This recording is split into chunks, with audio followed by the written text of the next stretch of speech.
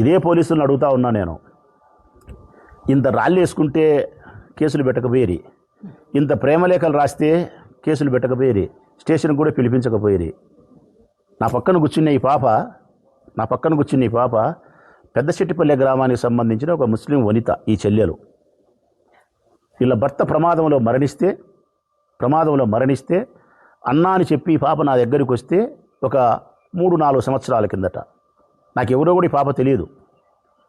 కేవలం అన్న సహాయపడతాడు మాలాంటి కష్టంలో ఉండే వాళ్ళకని చెప్పి నమ్మకంతో ఈ చెల్లెలు నా దగ్గరకు వచ్చి అన్నా అని వస్తే ఆ రోజు నేను వీళ్ళ ఇంటికి పోయినా.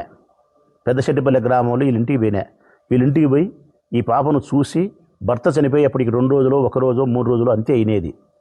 ఈ పాపను నేను నా సోదరిగా భావించి ఓదార్పు ఇవ్వగలిగిన, ధైర్యాన్ని ఇవ్వగలిగిన పాపకు. భయపడద్దమ్మా, మరణించిన నీ భర్తను తీసుకురాలేం కానీ నీ కుటుంబాన్ని చక్కదిద్దే ప్రయత్నం అయితే చేయగలుగుతా, నీ పిల్లల భవిష్యత్తుకి అయితే మాత్రం బాట వేయగలుగుతా, భయపడదు తల్లి అని చెప్పి నిజంగా మనస్ఫూర్తిగా నా పాపను చెల్లెలుగా భావించి ఆ రోజు ధైర్యం ఇచ్చి ఆ పాపకు 3 పిల్లలు రాగానే ఉన్నాడు. ఆ పిల్లోడు ఒక పిల్లోడు వచ్చినాడు, రామ్మ బాబు, ఇంకా 2 పిల్లలు రాలే, 3 పిల్లలు ఈ పాపకు, 2 వచ్చినారు, 3 పిల్లలు ఈమెకు. ఈ 3 పిల్లలు పూజా స్కూల్లో చదువుతున్నారు. మేము దగ్గరికి రా. ఈ 3 పిల్లలు పూజా స్కూల్లో చదువుతున్నారు. ఈ పిల్లోడు ఎన్నో తరగతిమ్మా? ఇప్పుడు 4th, ఇప్పుడు 6th. అప్పుడు మనం డబ్బు కట్టేప్పుడు ఈడు ఆ పాప ఒక పాప నేను డబ్బులు కట్టినప్పుడు 5వ తరగతి, ఈ పిల్లోడు 4వ తరగతి, ఈ పిల్లోడు అప్పుడు 2వ తరగతి.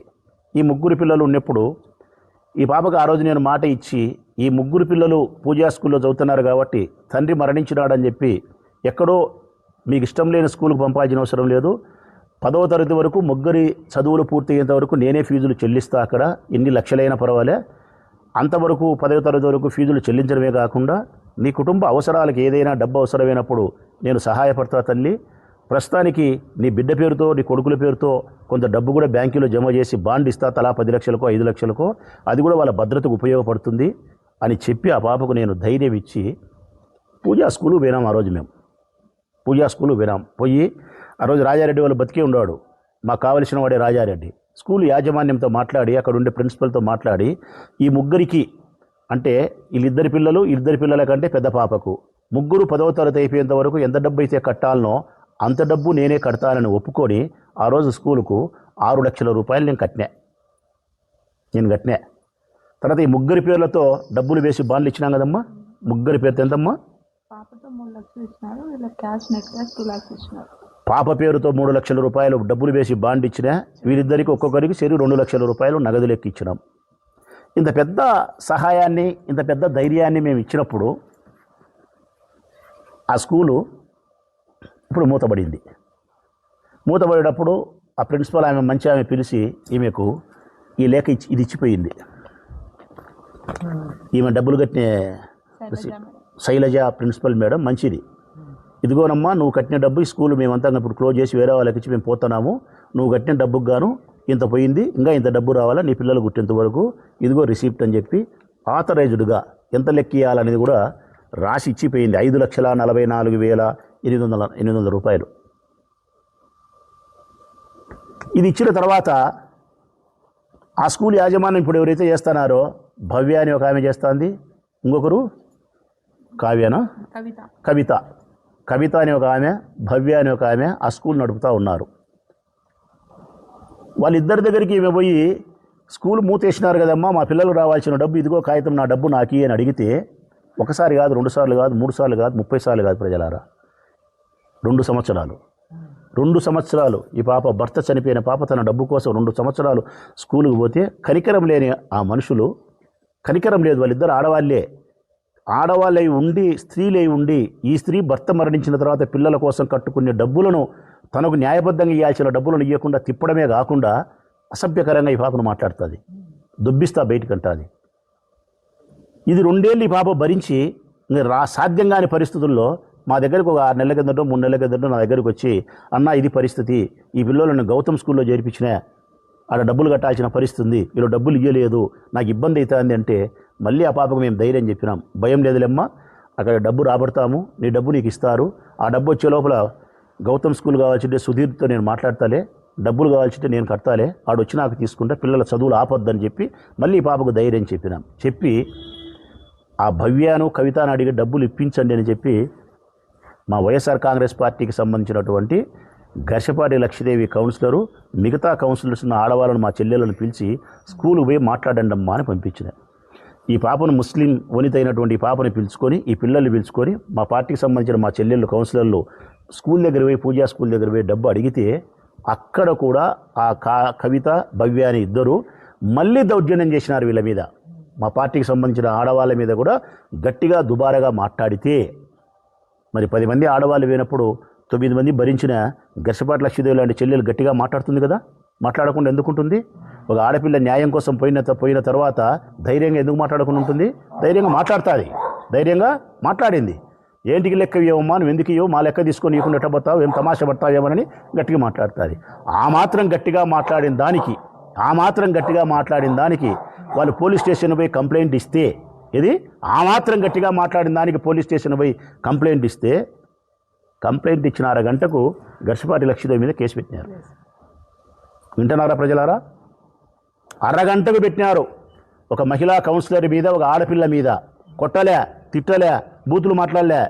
లెక్క ఎందుకు ఇయ్యవు నువ్వని గట్టిగా మాట్లాడినందుకు, ఇంకా కరెక్ట్గా మన భాషలో చెప్పాలంటే న్యాయం అడిగినందుకు, ధర్మం అడిగినందుకు, బాధితురాల పక్షాన నిలబడినందుకు తాలూకా పోలీస్ స్టేషన్ ఉండే ఎస్ఐ రాజు ఇవి కేసు పెట్టినాడు. మంచిదే, ఇది అన్యాయమయ్యా, మా మీద కేసు పెట్టడము, మా డబ్బులు మాకు రాబట్టి ఇవ్వండి అని చెప్పి మరుసటి రోజు మళ్ళీ పోలీస్ స్టేషన్కి మేము అందరం పోయినాం. ఈ పాపని పిలుచుకొని పోయి కంప్లైంట్ ఇచ్చినాం. ఏమని? నాకు ఇంత డబ్బులు ఇవ్వాలా, ఇదిగో నాకు ఇచ్చిన వాళ్ళు ఇది, నా డబ్బులు నాకు ఇప్పించండి, నాకు మోసం చేసిన వాళ్ళు 420 ఇది సెక్షన్ వస్తుంది, వాళ్ళ మీద కేసు నమోదు చేయండి అని చెప్పి ఈ పాపని పిలుచుకొని మేము అందరం స్టేషన్కి పోయినాం. మీరు కూడా ఆ రోజు వచ్చినారు. ఈ బుద్ధుడి కేసు కట్టలే, మోసం చేసి డబ్బులు ఎగరగొట్టి దౌర్జన్యం చేస్తూ ఉండే వాళ్ళ మీద ఈ బుద్ధుడికి కేసు కట్టలే. ఈ పాప పక్షాన నిలబడి ఈ పిల్లల భవిష్యత్తుకు ఉపయోగపడదామని చెప్పి చట్టం ఏమాత్రం ఉపయోగపడడంలే. నీ సావు నువ్వు సావు, నీ గాలికి నువ్వు వదిలేసి అని చెప్పి ఈ పాపను వదిలేసినారు. ఇది అయిపోయింది. మళ్ళీ పూజా స్కూల్కి సంబంధించి ఒక 20-30 మంది అక్కడ చిన్న పనులు దగ్గరికి వచ్చినారు. తోటమాలి, కత్తిరించేవారు, చెట్లు కత్తిరించేవాళ్ళు, వంట చేసే ఆయమ్మ, వంట వండిన తర్వాత బోగులు కడిగామె, బువ్వ పెట్టేవాళ్ళు, వాచ్మెను, ఎలక్ట్రీషియను, చిన్న పనులు చేసుకునే వాళ్ళు నా దగ్గరికి వచ్చినారు. కారణం, అయ్యా మేము పూజా స్కూల్లో ఇవందరం పనిచేస్తాము, మాకు 4 నెలలు అయింది, 6 నెలలు అయింది, 8 నెలలు అయింది, జీతాలు ఇవ్వలేదు. జీతాలు అడిగితే వాళ్ళు దౌర్జన్యకరంగా మాట్లాడుతున్నారు. ఆ భవ్య అనేమా, ఆ కవిత అనేమా, వాళ్ళలో ఒక ఆమె భర్త, ఆ భర్త పేరు ఏం పేరు ఉంది, గణేష్, మమ్మల్ని దుర్మార్గంగా మాట్లాడుతున్నారు, బూతులు కూడా మాట్లాడుతున్నారు, మాకు లెక్కీ లేదు, మాకు చెక్కులు కూడా ఇచ్చినారు, వాళ్ళు చెక్కులు కూడా ఇచ్చినారు. ఇది 1-2 చెక్కులు కాదు ప్రజలారా, చెక్కులు ఇచ్చినారు. ఇన్ని చెక్కులు ఇచ్చినారు. ఒక్కొక్కరికి 50,000, 70,000, 60,000 జీతాలు రావాల్సింటే చెక్కులు ఇచ్చినారు. మాకు చెక్కులు ఇచ్చి సంవత్సరమైనా 2 ఏళ్ళైనా డబ్బులు ఇవ్వకుండా పని చేయించుకొని, తోటమాలి పని చేయించుకొని, ఎలక్ట్రీషియన్ పని చేయించుకొని, బువ్వ చేయించుకొని, ఆయా పని చేయించుకొని మాకు డబ్బులు ఇలే. ఆ చెక్కులు మళ్ళీ వాళ్ళు కోర్టుకు కూడా వేసినారు, బ్యాంకుకి కూడా వేసినారు, బౌన్స్ అయినాయి. ఇవన్నీ తీసుకొని మేము పోలీస్ స్టేషన్ వినాం.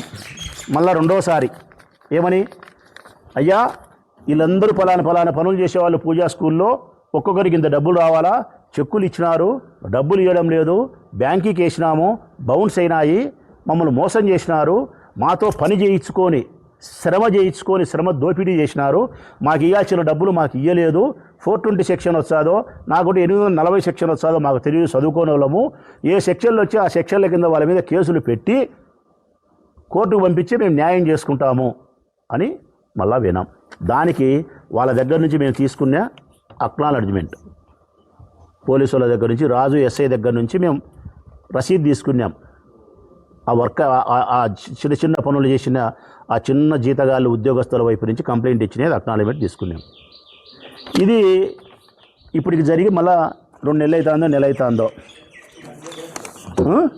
ఈ బుద్ధుడి కేసు కట్టలే. ఈ బుద్ధి మళ్ళీ ఎస్ఐని అడిగినాం, ఈ పాపది కేసు కట్టినారా అని అడిగినాం, కట్టలేదు అన్నారు. పూజా స్కూల్లో పనిచేసే వాళ్ళు ఇచ్చినారు కదా, చెక్కులు ఇచ్చినాం, మీకు అన్ని ఆధారాలు సహా ఇచ్చినామంటే కేసు కట్టారంటే కట్టలేదంట. అంటే అన్యాయం జరిగితే, ఇది అన్యాయం జరిగితే కేసు కట్టరు. బాధితురాలు స్టేషన్కి వస్తే ఎందుకు ఇంతమంది స్టేషన్కి వస్తారని ఆ రోజు మమ్మల్ని గదురుకున్నారు, రాకూడదు అని చెప్పి.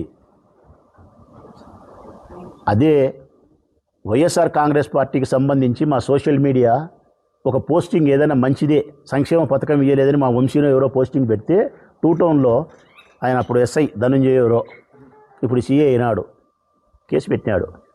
కేసు పెట్టి మా సెల్ ఫోన్ తీసుకున్నాడు, 50,000 చేసే సెల్ ఫోన్ లాక్కున్నారు దౌర్జన్యంగా. సోషల్ మీడియా యాక్టివ్గా ఉండే వంశీనే మా పిల్లోని. పోస్ట్ ఏం చెడ్డ పోస్ట్ కాదు, చెడ్డది కానే కాదు, చెడ్డ మేము పెట్టాం, మేము చెడ్డ పెట్టాల్సిన అవసరమే లేదు.